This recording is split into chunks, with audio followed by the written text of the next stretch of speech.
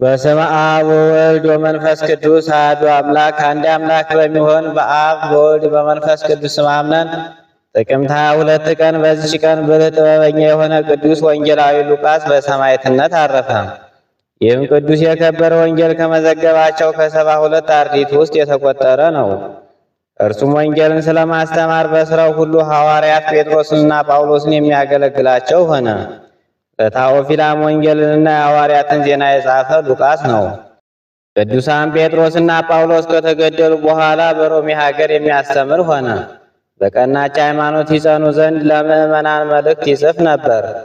ስለዚህም ጣዖት አምላኪዎች ከአይሁድ ጋር በመስማማት አንድ ግንባር ፈጠሩ። በንጉሥ ኔሮን ፊት ቆመው ስለ ሐዋርያው ሉቃስ እንዲህ ብለው ጮኹ። ይህ ሉቃስ ብዙ ሰዎችን በእስራኤል ወደ ትምህርቱ አስገባቸው። ንጉሥ ሄሮድም ወደ ፍርድ አደባባይ ሉቃስን እንዲያቀርቡት አዘዘ። ሐዋርያ ሉቃስም ከዚህ ዓለም መውጫው እንደደረሰ በመንፈስ ቅዱስ አውቆ ወደ ባህር ዳርቻ ሄደ።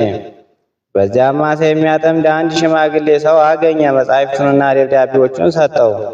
ወደ እግዚአብሔር መንገድ መርተው ያደርሷል፣ እንዲህ መጻሕፍትን ጠብቃቸው አለው። በንጉሥ ኔሮን ፊት ቀርቦ በቆመ ጊዜ ንጉሥ በሥራዬ ሕዝቡን የምታስት እስከ መቼ ነው አለው። ቅዱስ ሉቃስም እኔ ለሕያው እግዚአብሔር ልጅ ለጌታችን ለኢየሱስ ክርስቶስ ሐዋርያ ነኝ እንጂ ሥራየኛ አይደለሁም ብሎ መለሰለት።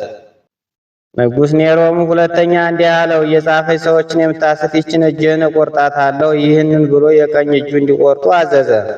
በቆረጡትም ጊዜ ንጉሥ ሆይ እኛ የዚህን ዓለም ሞት እንደማንፈራ እወቅ፣ ነገር ግን የጌታዬና የፈጣሪ ኃይሉን ታውቅ ዘንድ ያሳይሃለሁ አለው።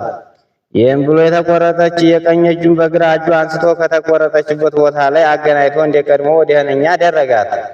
ከዚህም በኋላ ለያት። በዚያም የነበሩ አደነቁ። የሰራዊት አለቃውና ሚስቱ ብዙዎችም ሰዎች ክብር ይግባውና በጌታችን በኢየሱስ ክርስቶስ አመኑ። ቁጥራቸው 477 ነፍስ ሆነ።